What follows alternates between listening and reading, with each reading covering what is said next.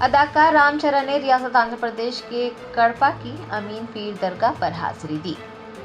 जराये ने बताया कि अमीन पीर दरगाह के उर्स के सिलसिले में 80वां कौमी मुशायरा व गज़ल प्रोग्राम मुनक्किद हुआ था, जिसमें अदाकार रामचरण बतौर मेहमान खुसूसी शरीक हुए।